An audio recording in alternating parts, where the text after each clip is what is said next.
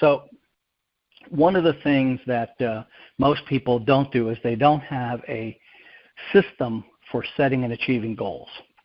And then the goal is not to become necessarily a goal achiever, although that is the first step. The goal is to become a goal achiever. And the way you achieve your goals is by having a tracking system. What most people do is they set too many goals. And so let's start with what I call the 6 rules for becoming a master goal achiever. Now, I use the word master because my mentor had a German father. And the German philosophy was that you mastered whatever it was. So you became a master painter. You became a master craftsman. You became a master carpenter. That was the highest status that you could achieve in whatever occupation you were in, to become the master, a master plumber. And so that was the objective, to become the master of it, so that you would actually teach others. To become a master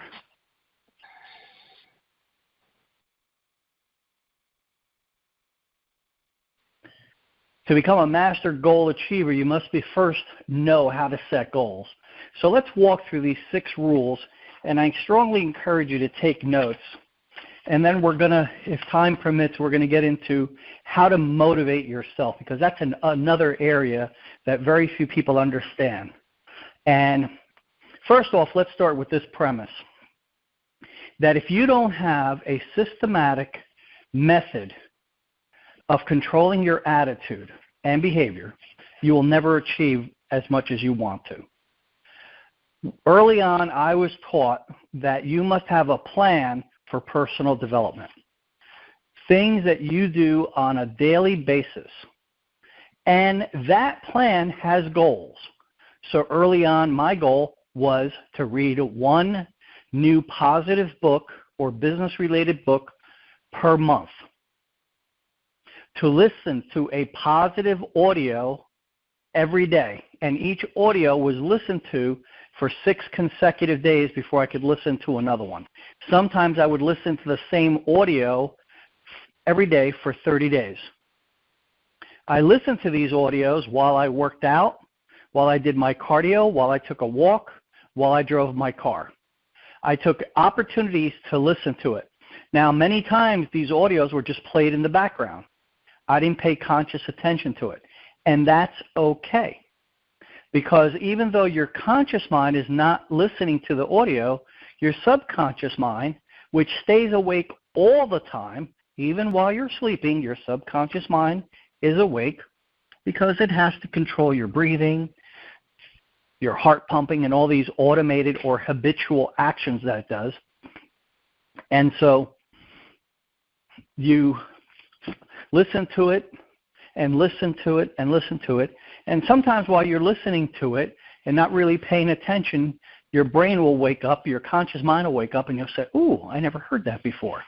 And that's what happens, because no learning takes place after 1 repetition. As my mentor used to say, 1 repetition doesn't change anything. If you want to become, you can't go to the gym 1 time and look like Arnold Schwarzenegger. It takes going to the gym 3 to 5 times a week for 5 years to get a base of muscle. To get your black belt in judo, you don't go to this class and take it once and become an expert. It takes 4 to 5 years to get a black belt in judo. In Taekwondo, or most karate-styled arts, it takes 2 to 3 years. If you wanted to learn Brazilian Jiu-Jitsu or Gracie Jiu-Jitsu, it takes between 8 to 15 years.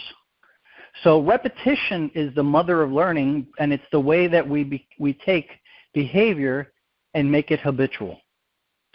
And so you must have a personal program for personal development, and that personal program includes reading books, listening to audios, and saying positive affirmations every day, at least twice a day, if not more.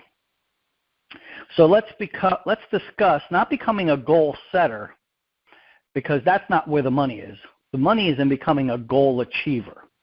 And so I'm going to walk you through these 6 rules or 6 steps to becoming a goal achiever, and it'll walk you through how to set the goals.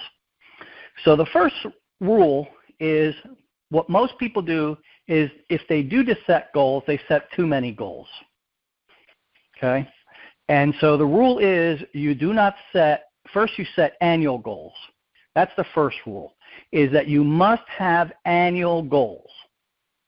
And even if you haven't set goals this year, you can still set an annual goal, a goal that will end on December 31st or January 1st.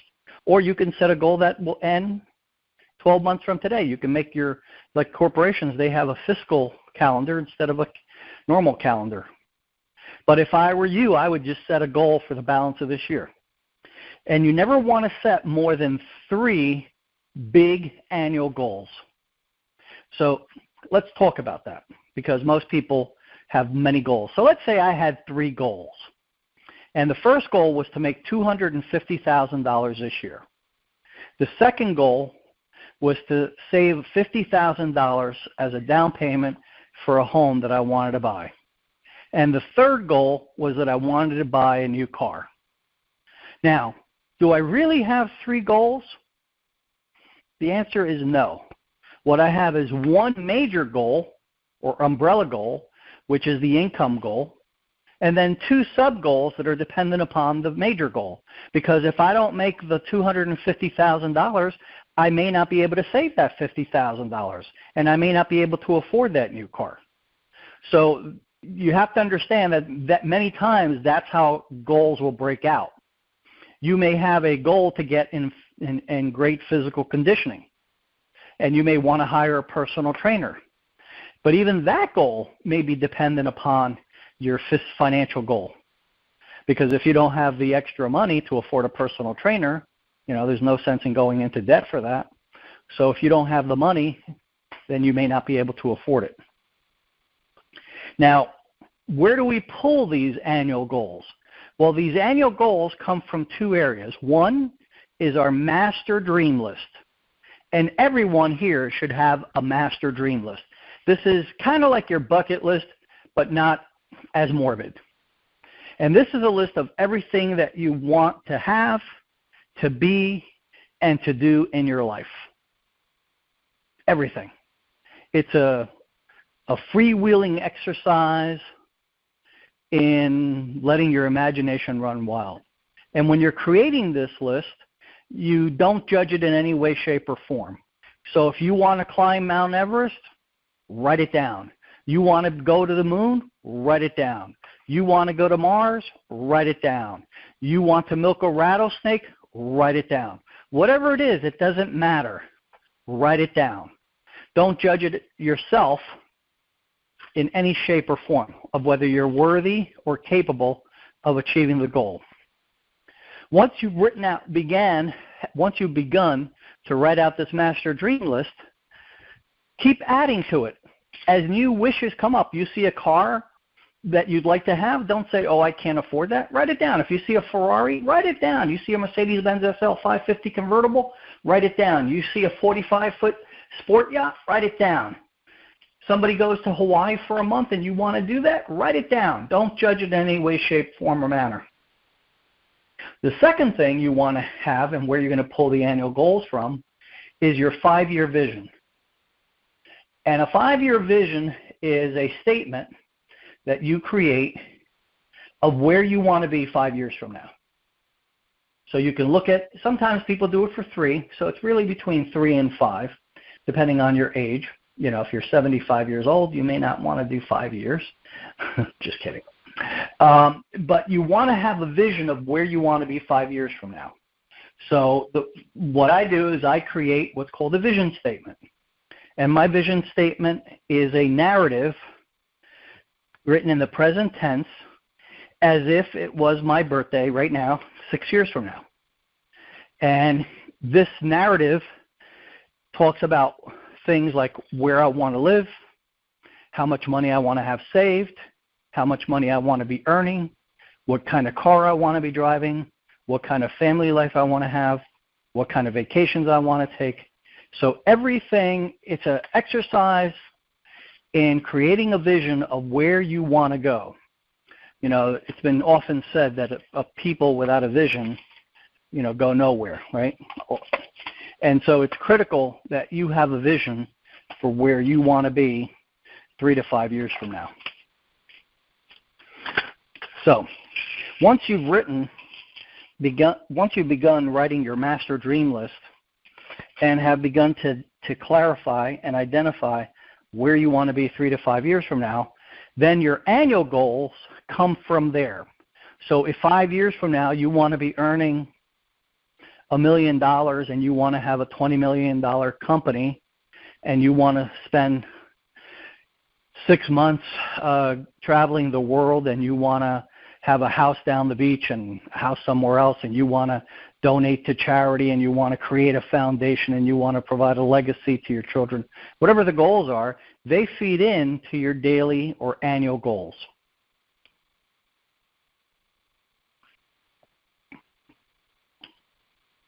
So if your goal is to make $1 million today and last year you only made $100,000,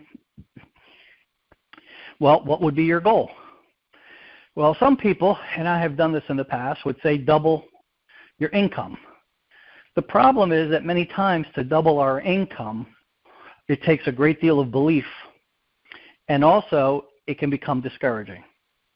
So my belief is that you look at the goal, and if you made last year $100,000, you may set a goal to make $120,000, a 20% increase. That's pretty significant. Most corporations don't increase their sales by 20% consistently, other than GE years ago. You may feel that you have some extra things going on and that you'd like to take a shot at making $150,000, and that's fine. And that's what your goal is going to be, and that's where you're going to break out your plan. So you start out with your annual goals.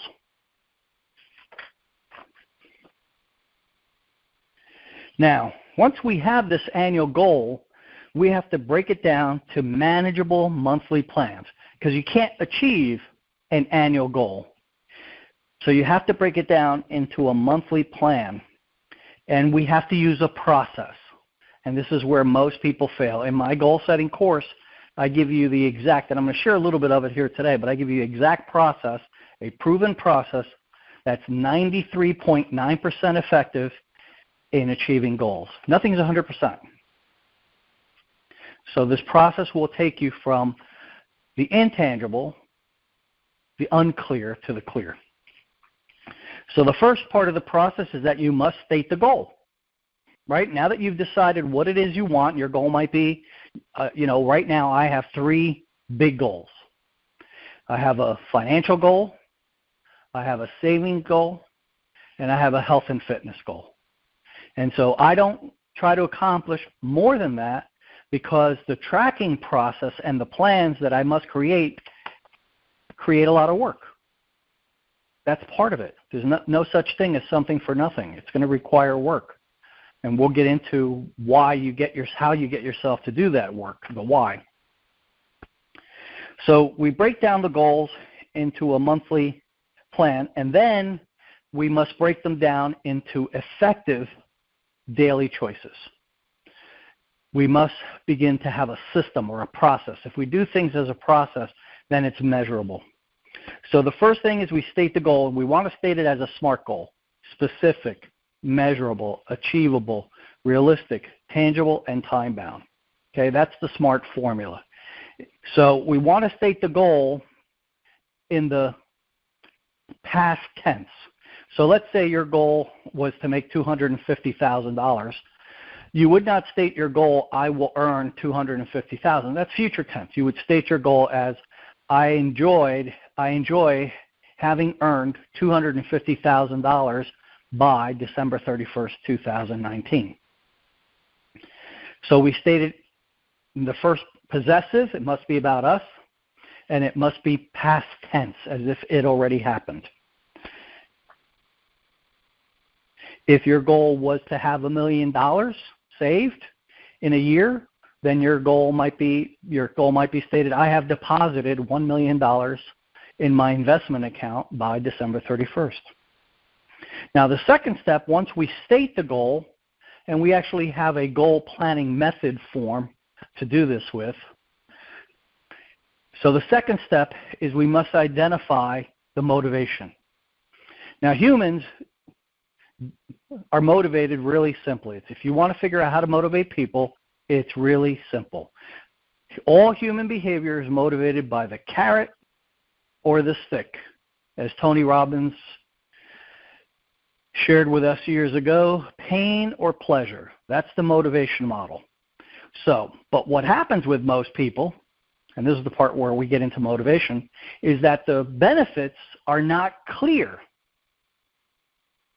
And when we look at the benefits, we have to also look at the losses to be avoided. Now, if you look at any sales process, selling somebody is simply about sharing with them the benefits that they'll gain from your product or service. So if I was selling you a car, I'd tell you how great the car is, the performance, the gas efficiency, and then I'd tell you about how great you look in it and some of the safety features about it, and the tell you about the warranty, and I'd share with you all the benefits about buying the car, right?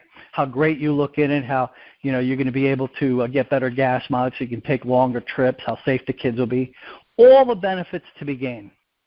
Now, if you give me any objections to buying the car, now I'm going to hit you with the losses to be avoided. Hey, if you don't buy today, the rebate's going away. Hey, interest rates are going up. Right now we have a great leasing program where I can get you into this new car for $300 a month, but that's going to end tomorrow. So if you don't take advantage of it today. Hey, I only have one in that blue color you like. I won't be able to get another one for 30 to 60 days, and who knows if I'll get it. So these are all the losses to be avoided. And that's what salespeople, good salespeople, do to get you and I to buy a car. And since I've been a salesman all my life, that's what I do. I sell you on the benefits, the benefits, the benefits. So if you're not achieving your goal, guess what you're not sold on? You're not sold on the benefits to be gained and losses to be avoided for achieving your goal. So when you get to this part, you need to make an exhaustive list of all the benefits to be gained, not only for yourself, but what are the benefits? If your goal was, for example, to make $250,000 this year, what are the benefits to you personally? What are the benefits to your family, to your children, to your mom, to your dad, to your cousins, everybody? How does it affect society in general? What are the benefits to all those areas of life? What will having $250,000 in income allow you to be? What will it allow you to do? What would it allow you to have? Be, do, have are powerful. That's the motivation. And so this list that you make is something that I personally make. I type it up, I print it out, and I carry it with me. And I review it twice a day. Because the only way to make those benefits clear in my mind is to be constantly reminded of them. Because what's going to happen is it's kind of like, the guy at a bar, he's with his friends and he sees this gorgeous girl at the other end of the bar. And she looks at him and smiles, and he's like, wow, she likes me. And he starts getting all motivated to go over and talk to her. And his friends are like, yeah, dude, she likes you. Look, she smiled at you. And he's like, yeah, she likes me. Wow, she's beautiful. The kid, I'd marry her and buy her a house, and we'd have beautiful children together, and, sex would be incredible, because that's guys, right? So he gets up the motivation, and he starts walking across the bar to go talk to her, or at least say hi. And as he's walking over, what happens? He starts getting the negative thoughts. Well, maybe she smiled at somebody behind me. Maybe she was smiling at my friend. Maybe it was just a nervous reaction, and it looked like a smile. Maybe it's a twitch. Maybe she has a physical ailment, and she just twitched. And then as you get closer and closer and closer, those negatives continue to become stronger and stronger, and perhaps you just walk by her, and you don't even say hello. Why? Because what was more real for you was all the negatives rather than the positives. And so we must reinforce those positives. We must visualize them, okay? So, and we'll get into visualization and affirmation in a minute. But you must visualize them. Because if you're thinking about how great it's going to be in that 40-foot sport yacht cruising the Gulf of Mexico, how great it's going to be, just chilling on a beautiful day on a boat, or if you have a convertible, driving down a sun-drenched palm tree-laden roads of Clearwater, Florida, in your beautiful Mercedes-Benz SL 550 convertible, which is white with a black interior, then you're going to be able to enjoy that. You're going to enjoy the benefits of that experience. So now that we have the goal stated and we have the benefits to be gained and losses to be avoided, we have to look at what are the obstacles. Now, the obstacles is not that we're being negative. It's that we're just being somewhat realistic. You know, it would be foolish for you to want to be a petroleum engineer in a state that had no petroleum. That would not be realistic. It would be foolish for you to want to be a center in the NBA if you were 4 foot tall. It might be more realistic for you to be a jockey. Okay? So realistic is just about what you're personally, physically, or capable of. Has nothing to do with mentally what you're capable of. And so we look at the obstacles. What stands in the way?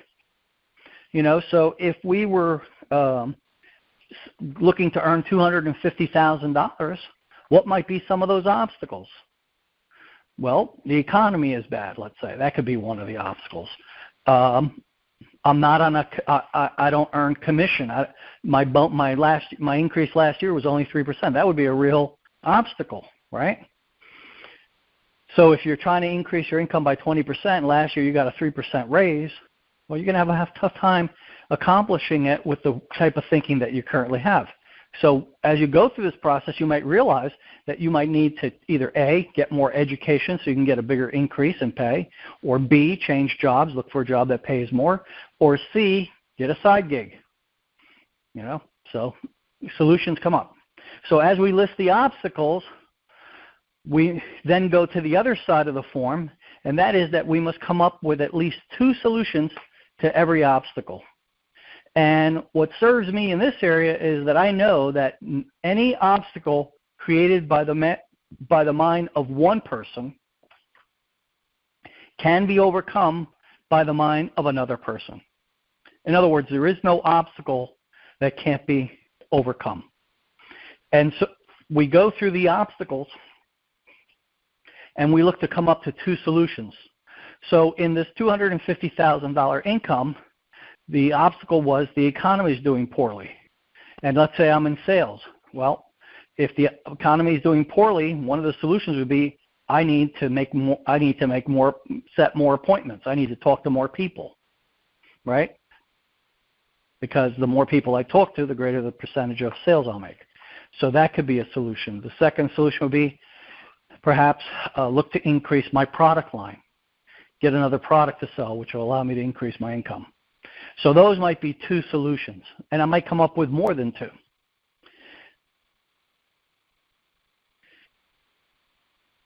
Now, the 5th step in this little process here is that you must then, once you've listed the obstacles and solutions, you must come up with the action steps.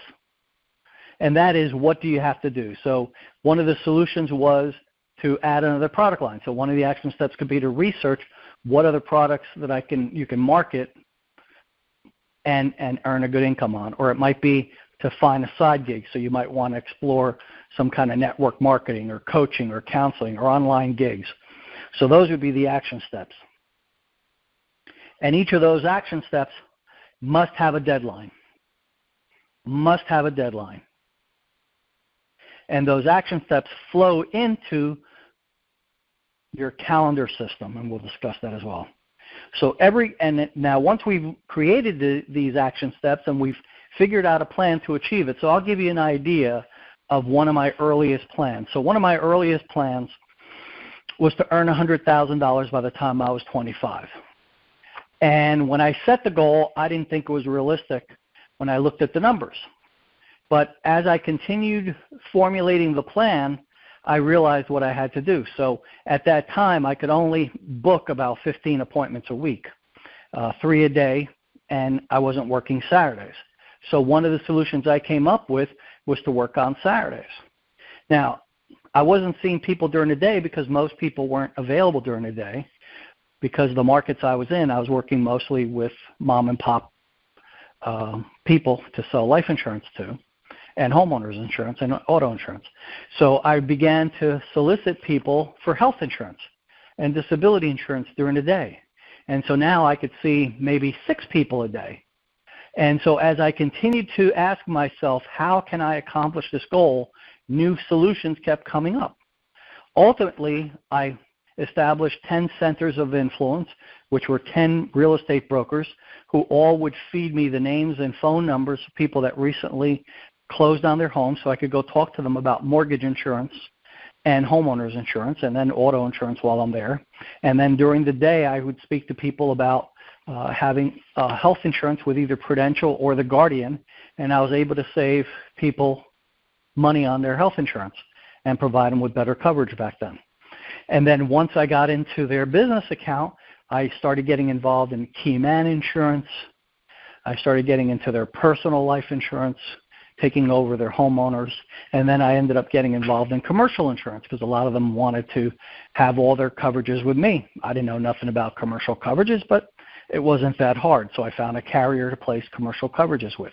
So I was selling plate glass insurance, business interruption insurance, and so as all these things, new products, right, started coming in, my income started to grow. When I wrote out the plan, what sparked this was the obstacle. How do I do that? My average commission is $300. To make $100,000, I have to sell over 333 policies. Last year, I sold, the average salesperson sells 120 to 150, so I'd have to sell 2 times as many policies. 300 policies a year is 6 policies to 7 policies a week. I was selling 2 or 3. So I had to come up with a solution. Now, most people, what they do is they go, well, it's impossible, thank you very much, and goodbye. But when you go through this process, you don't approach the problem the same way. You look at it from the perspective of what can I do? Now, once you've accomplished the action steps and you put a deadline on every action step, now we get into affirmations. Now, affirmations are critical to your success. I don't care what they say about affirmations negatively. Those are idiots in my book, okay? If they're not on my page, they don't stay. So affirmations is a positive declaration of a truth that you want to become. So right now, when I wrote down that $100,000, my goal was I enjoy having earned $100,000 in income this year. That was my affirmation. Now, when I wrote it down, I was only making about $45, $50, so it wasn't true. But I repeated it. It doesn't matter whether it's true or not. An affirmation is just a tool, like a hammer. It's neither true nor false. It's a truth that we want to live by, that we want to become. And so in this goal of $250,000, my affirmation would be, I enjoy the privilege of having earned $250,000 this year and purchasing my new 40-foot sport yacht, let's say. Okay, I would tie it in with some other tangible benefit perhaps. And then once we have that affirmation, we must also have a visualization of the goal. Okay? Now, usually I write 1 to 2 affirmations for every goal. And the problem with most people is they use universal affirmations, and that's why they find that they're not as effective. So an affirmation that says, I am in peace with the world and love is kind and the universe brings me everything is a bunch of horse shit, okay, in my opinion, okay, because it's too general. The universe doesn't know what you want. It's not going to give you what you want. It's only going to know what you tell it. So if my affirmation is specific, then I'm going to get a specific goal gets specific results. An intangible goal gives you intangible results, meaning, intangible, a non-specific goal gets you non-specific results.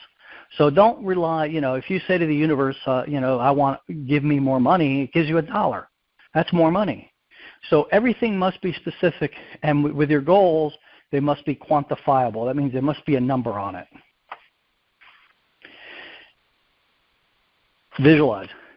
Visualization is not necessarily sitting down and visualizing yourself, already in possession of the car, the boat, the money, whatever it is.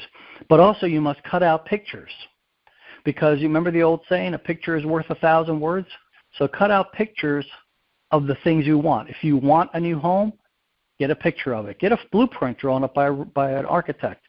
If you want a retirement fund, get pictures of what retirement would look like and what age you want to retire at.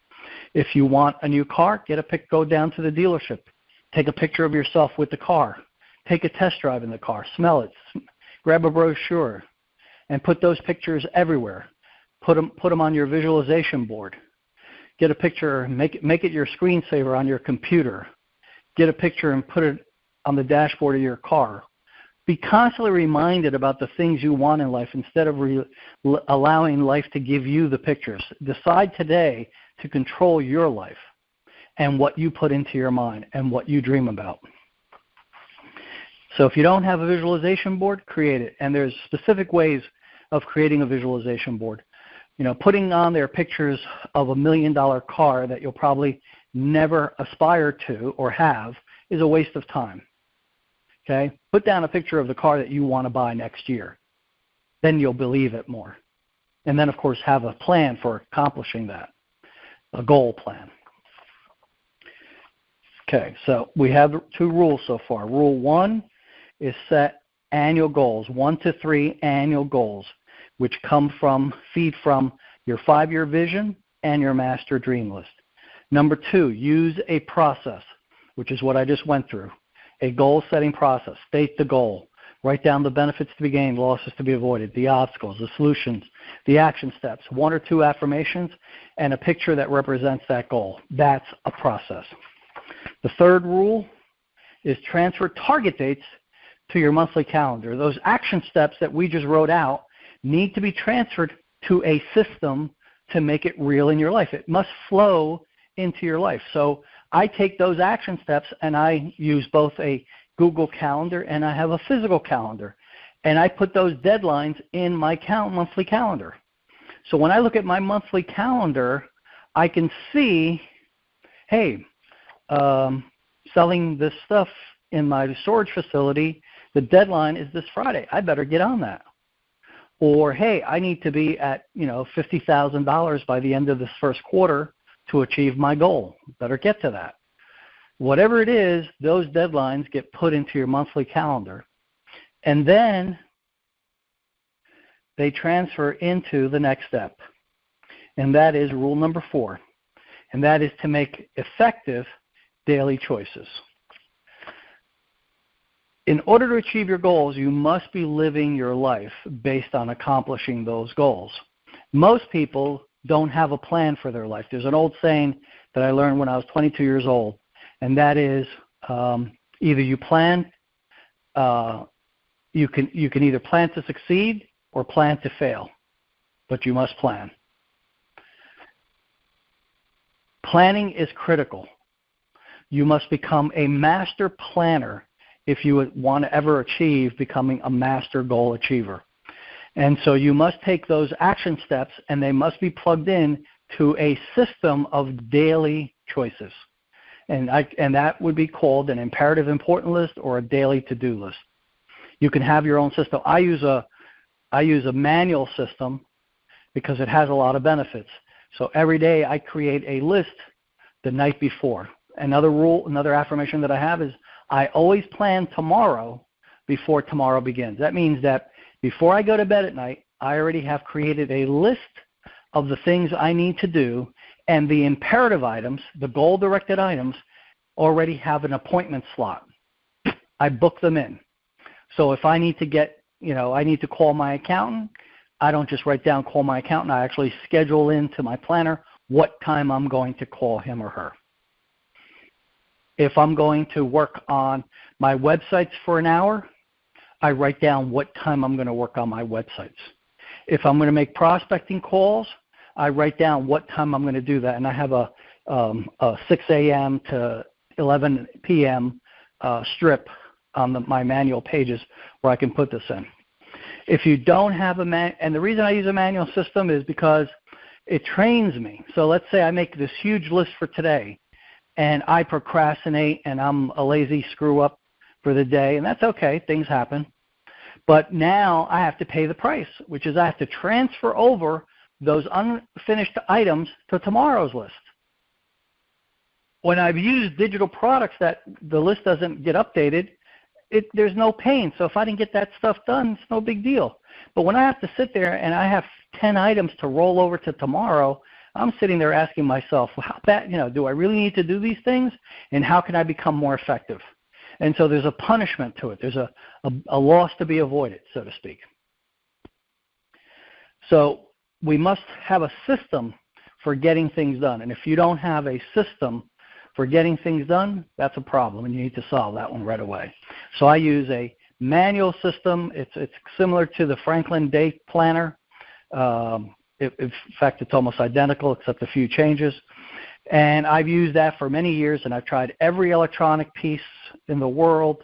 And at the bottom line is I go with effectiveness. My planner sits open on my desk. I never close it. And I'm constantly being reminded as I'm working that I have other things to do, and so that I don't procrastinate. I've tried other systems. The only other thing that worked as well was having 2 computers, one that I worked on and one that was just my to-do list for the day, and that was a little bit more effective. But at the end of the day, the manual system works the best. I don't know why. Most people that have tried electronic systems have also discovered the same thing, that manual systems just seem to work better. There's something exciting about being able to check something off or crossing it off that makes us feel good. Okay, so now we're not going to be 100% effective. So what I do is I grade myself on a daily basis. At the end of the day, I look at the imperative items, okay? And this is basically, the Franklin system taught you ABC priorities. Well, really, C priorities are things that would be nice to do, but you're not going to get them done. So I never worry about the C's. I worry about the A and B's. So an A to me is an imperative. An imperative means it's something that must be done today before I go to bed. Otherwise, it will have disastrous impact on me. So if I need to make 20 phone calls a day for sales prospecting, and I don't do that, that's going to hurt me. So that's an imperative. So I must schedule that, and I must get it done. And what I look for is in my imperatives is I don't look for 100%, although I will strive for it. I look for being 80% effective. That's the minimum target. I must be at least 80% effective. Now let me back up a little bit to goal setting, because I did forget one part, and that is in how you set the goal. So Paul Meyer, who was one of my early mentors at age 23, I bought a distributorship from SMI and became a Rookie of the Year with them after being with them for 2.5 years. I sold my distributorship, and I sold programs, probably one of the best programs ever written in the world on goal setting and goal achievement. And it took what I had learned from Think and Grow Rich, which is the visualization and the affirmation, because that's really what Think and Grow Rich is about, because Napoleon Hill tells us to get a plan, but it doesn't give us a process for it. In fact, that's the biggest problem with every speaker out there, Tony Robbins, Zig Ziglar, Bob Proctor. They all don't tell us how to do this goal-setting process effectively. They have a process, some of them, but it's not an effective process. So one of the things that Paul shared with us is when you set a goal, the goal must be quantifiable and tangible. So I'll give you a quick example. Early on, I set a goal to become a great father. Now, how do you measure being a great father? Because one of the things about setting goals is that it must be specific and it must be measurable. Can't measure great father. So I sat and thought about that, and I said, well, what are the characteristics of a great father? Loves his children, spends time with them. Quality one-on-one time. So what I did is I wrote down a goal to become a great father, which meant that I would spend 8 to 10 hours a month in quality one-on-one time with my son. And so now I have something I can measure. So what do? I booked 2 hours. I would set aside 2 hours on Sunday to spend with him. So we'd go out to breakfast, and then we'd do something he'd like.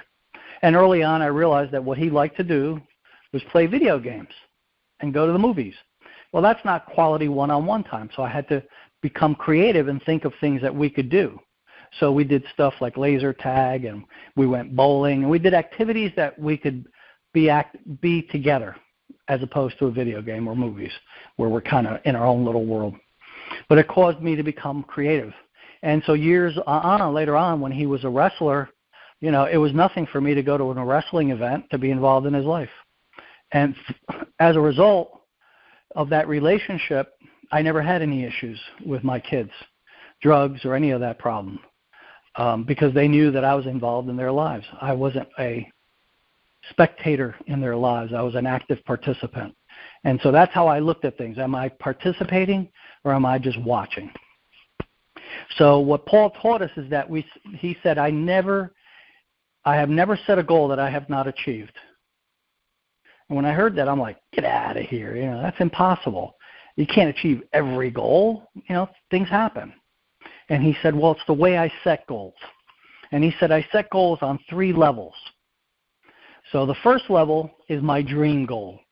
So in this example, $250,000, which is a pay cut, would be my dream goal.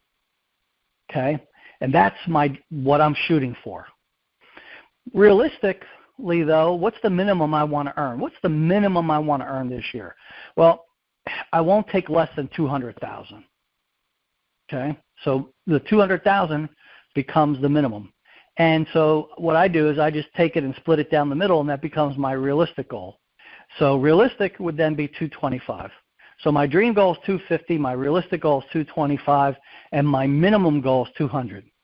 Now, when I rate my plan out and rate my affirmations out and rate my visualizations out, they're all based on the dream goal. I never talk about the realistic goal or the minimum goal. I always focus on the dream goal. However, what would suck is if I set a goal to do $250,000 and I hit $240,000 and I feel like a loser because I was $10,000 away. No. At $240,000, I exceeded my minimum goal and I exceeded my realistic goal, so I hit my goal. I hit almost 90% of my dream goal, and that's great. I'm not going to cry about it. So you want to set your goals at 3 levels: your dream, which is where you'd like to be, your minimum, and your realistic. But all your plans, all your affirmations, and all your visualizations, and all your thinking is going to be around the dream goal, the $250,000.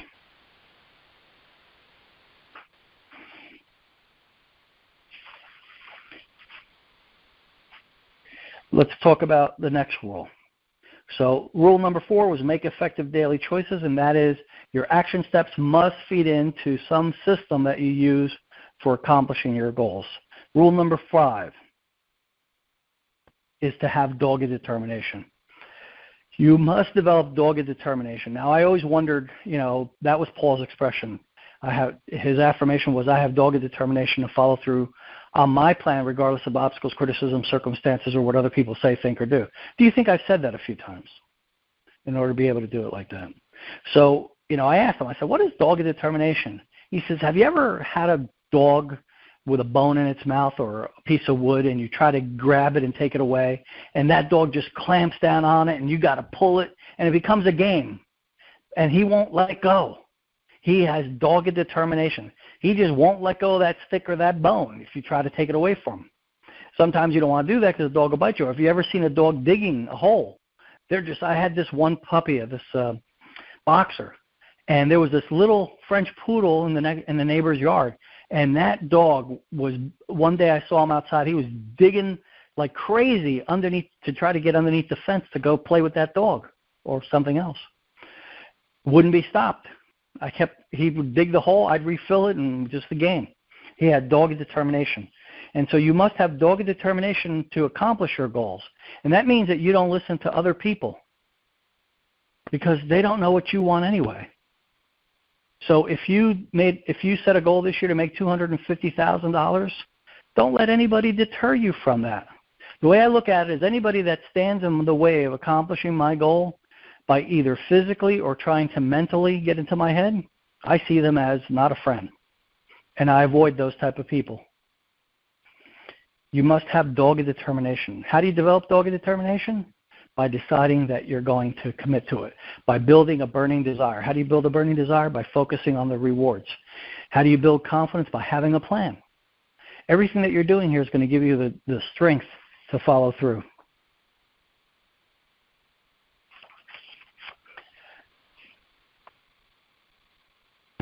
So here's the key.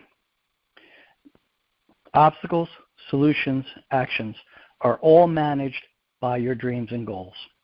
You must affirm and visualize your goal every day.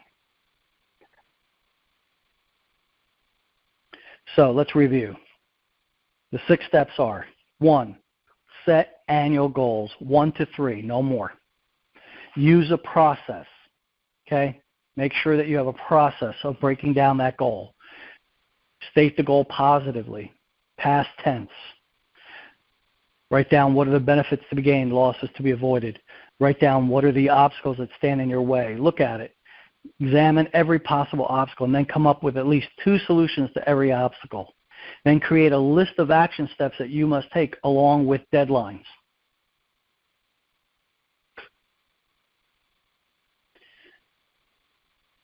Three, transfer those action steps into a monthly calendar with their deadlines. 4, make effective daily choices. Make sure that those action steps filter into what you need to do today, tomorrow, next week, next month. And then strive to be at least 80% effective in your daily choices. Being 80% effective means that you hit 80% of the things that you put down on your list. 5, develop dogged determination to follow through on your plan. And number 6, set 3 levels of goals, which is the dream goal, the realistic goal, and the minimum goal. Now, the end result of this is that you will become a master planner. And the benefit of being a master planner is that it'll help you to achieve life balance. Because if you plan something, you can then see things before they come to pass. You know, many people, there's even books been written about the ready, fire, aim philosophy. I think it's a bunch of horse shit, and it's an immature way to live. That's impulsive reacting. I'm not going to spend $5 million building a McDonald's without having done the research, the demographics. McDonald's spends a fortune determining traffic patterns, demographics, to ensure the success of their restaurant before they invest the money. Why would you not do that with your own life? One of the benefits of becoming a master planner is that you become a master goal achiever. And that's really where we want to be. We want to be a master goal achiever. To become a master planner, we must make a decision to plan tomorrow before tomorrow begins. So every night, make it a ritual, set an alarm, whatever you need to do, so that before you leave work or before you go to bed, you make a list of the effective choices for tomorrow. And those effective choices will have items in it that come from your goal sheets. And as you can see, the tracking process, this is the tracking process, putting it into your daily choices. And there's other tracking processes, but we won't go into that at this time. So that's the 6 rules for becoming a master goal achiever, of achieving goals, not just setting them. If you haven't set goals, you have your tasks ahead of you. Now, I always tell people that when you go to any type of seminar or webinar or phone conversation like this, to always have 2 lists. One list of notes. That's the stuff that you hear me say that you say, ooh, that's a good one. And then another list is your action list. Because as you're sitting there, you're going to think of actions that you need to take. And so you want to walk away with a list of things that you want to do as a result of what ideas have been inspired in you as a result of this conversation. So one of the things that I would have written down is, if I don't have it already, is create a 5-year vision, or find out more about how to create a 5-year vision. Start creating my master dream list. Start writing down my things I want. I might, decide I want to buy a separate journal, a moleskin for my master dream list, or I want to just get a 3-ring binder, So, the item would be, go to Amazon and order a 3-ring binder, or order a moleskin for my master dream list. These would be the action steps, because if you don't do anything, if all you did was hear this conversation and you got some temporary motivation out of it, that's worthless. You want this to spur you to take action. You know, it might mean finding out more about this goal-setting program that I've been introducing you guys to and gals to. The next thing we're going to talk about is how to motivate yourself. And so the motivation is built in right into that goal-setting form that I spoke about. And one of the things that we do is that we must become crystal clear about the benefits to be gained and the losses to be avoided. So early on, when I decided I want to make $100,000, I wrote out an extensive list of all the benefits for me personally of achieving that goal. So back then, it was that I would be able to save $20,000 to buy a new house. We were living in an apartment. I wanted a new car. I wanted a new suit. I would be recognized in the company. I would have a greater probability of becoming promoted to a sales manager. I would show all the people in the office up that were calling me a flash in the pan. So I wrote down all these benefits. You know, I even had names. I would show Artie Hopkins. It's amazing. 31 years later, I still remember Art's name. I would show up Artie Hopkins that I wasn't just a flash in the pan, that I was the real deal. Because he would tease me. He'd go, "Hey, Bert, hey, flash in the pan." Then he started calling me Flash. And so when I hit the $100,000 and I qualified to become a sales manager, I turned to Art and I said, "Thank you, Art.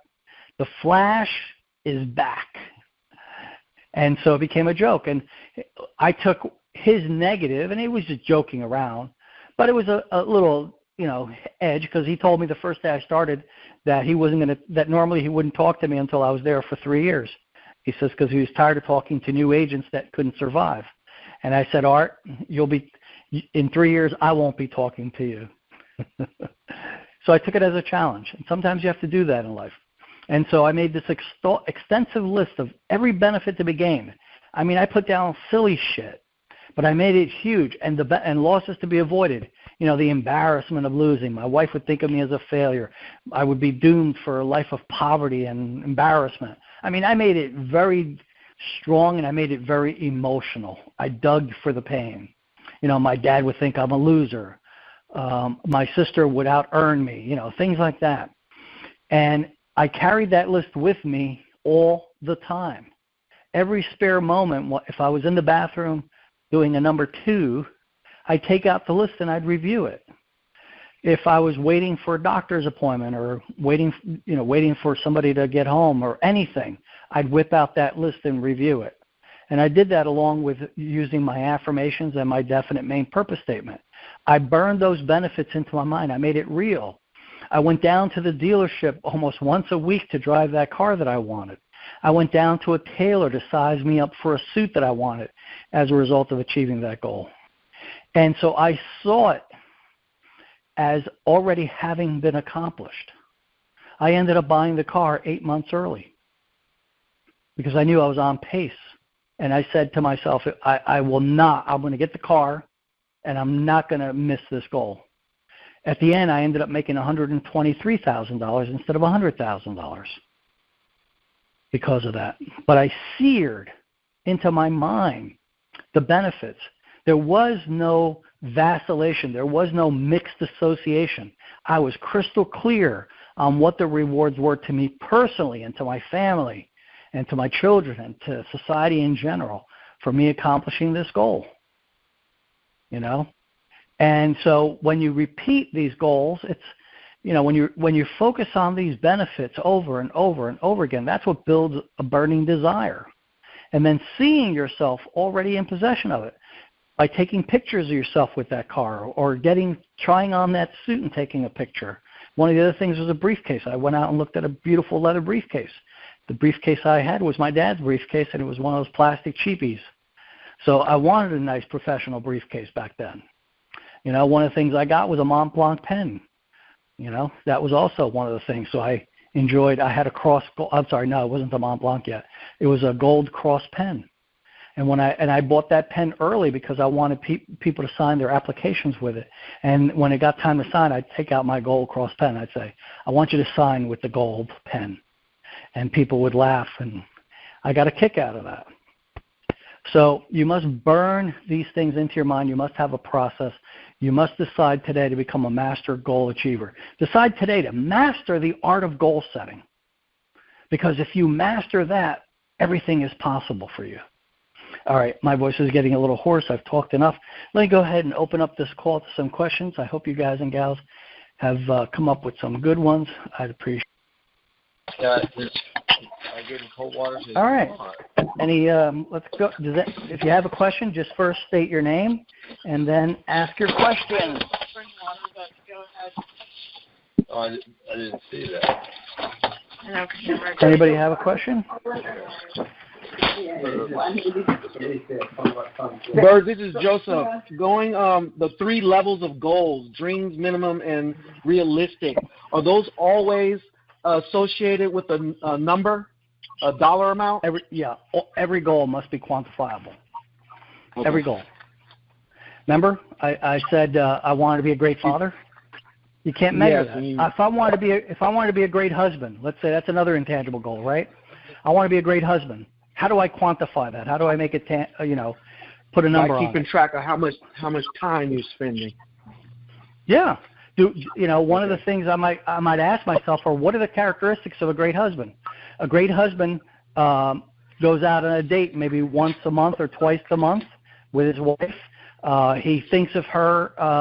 He thinks of her, gets her little gifts throughout the year when it's not Mother's Day, Valentine's Day. Just thinks of her. Plans a vacation with her alone. Make sure to listen creatively. So I might set a goal. If I find that I'm not a great listener because I'm too preoccupied, I might set a goal to become a better listener. And how do I do that? I have an affirmation that says I enjoy listening to my wife when she speaks.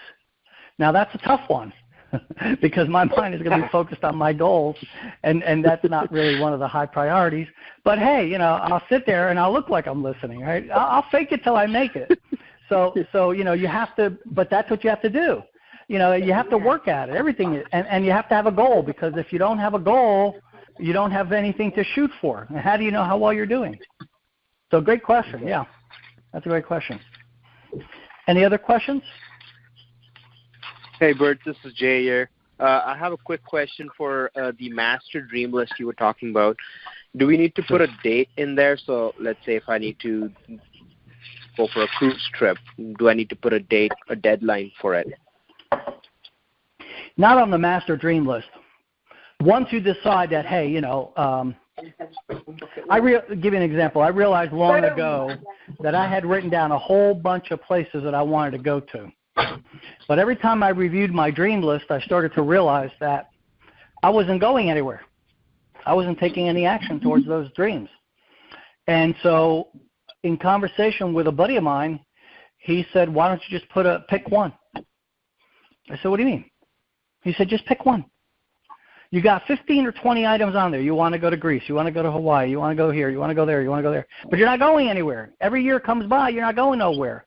You always have an excuse. There was something that had a higher priority, right? It wasn't an excuse. It was just a higher priority.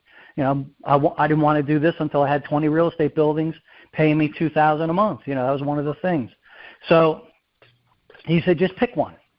So I did. I picked one, and I said, I'm going to go here next year.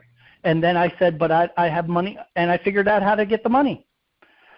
You'd be amazed at how you will figure out how to get the money. You know what I did?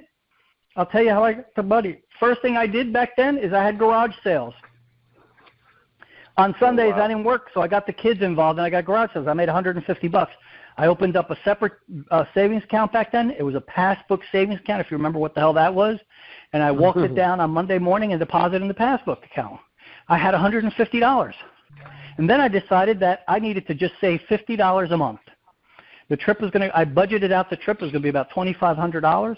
I figured it would take me 2 years. I said, nah, that's too long. So then I said, okay, how can I get to $2,500 faster? How much do I need to set aside? I need to set aside $200 a week. That's only $50, $200 a month, That's only $50 a week. So I sold everything that I could in garage sales. I actually began working more. I decided at that point that I needed to, I didn't want to work 7 days a week, but if I could have one solid appointment on Sunday that had a high closing rate, I'd go to it. Because all I needed, my average commission was $300, so all I needed was one extra sale a month to fund this trip. And that's what I focused on. Because once you know what you want and you're committed to it, you'll figure it out. You know, I started looking to cut back expenses, and I made some mistakes. I told my wife she couldn't get her nails done anymore. Oh, boy, did that create a problem. Oh, boy. Right? So that one didn't work out because that was like $55. And it was twice a month, so it was like $110. That didn't work. So I had to come, you know, I told her she couldn't buy any more clothes, you know. We needed to cut back on expenses, you know. And she says, yeah, no problem. I'll cut back on clothes and you'll cut back on eating. I said, like what? She says, like every meal. I'm like, okay, that won't work either. You know, she said, well, why don't you brown bag it to work? Because I hate eating lunch out of a brown bag. I don't mind spending a little bit of extra money for lunch because I only had like maybe 2 meals a day, so at least one of them would be a hot meal. She says, well, I'm gonna buy cold cuts and make you a sandwich in the morning so that you can take it to work. And I'd take the sandwich and I'd never eat it, and so it was costing me more money than what we figured out. So anyway, you know, you go through this process and you figure out what works for you. But the thing is that you're involved in a process of determining what works. And the important thing is not to beat yourself up. You know, achievers have a problem, and that is that before somebody tells you that you did something wrong, they've already told themselves that they're doing something wrong. So don't beat yourself up. So anyway, does that answer your question? Yeah. All right. Thank you. I'm going to go ahead and end this. Hope you guys got some value out of this call, and I will be talking to you soon. Have a great day, everybody. Thanks a lot, Bert. Have a great day. You're welcome. Thanks. Bye-bye.